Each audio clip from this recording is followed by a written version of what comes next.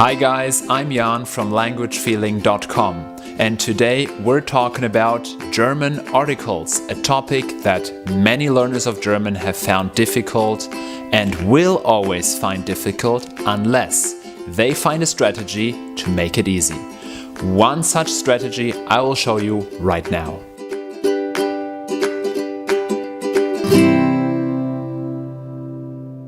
Since you're watching this, you probably had difficulties finding the right article for a German noun you wanted to use. You may have asked yourself something like, is it der, die, or is it das Spaß?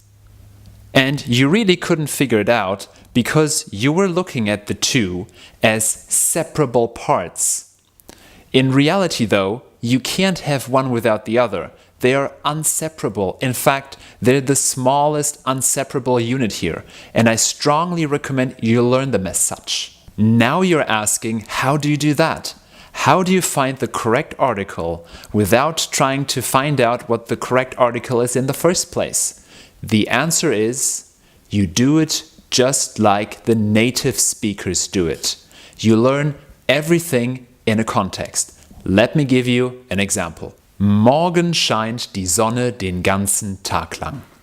This is a typical German sentence that you might hear when you, for example, watch a German weather forecast.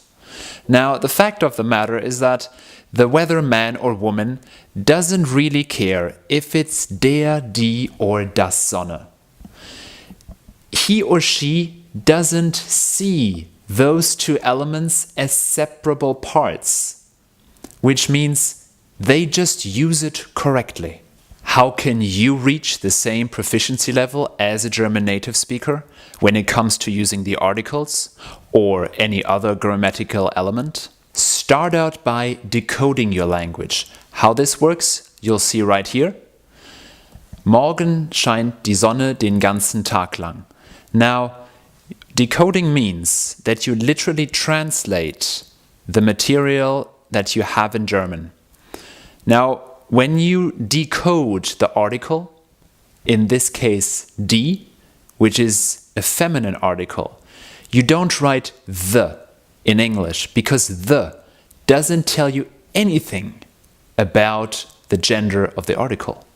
So what you need is a symbol that tells you what kind of a gender the article has in this specific case, because your native tongue, which I now assume is English, or I at least assume you are proficient in English, doesn't allow you to think in a threefold way, because English only features one gender, while German features three of them.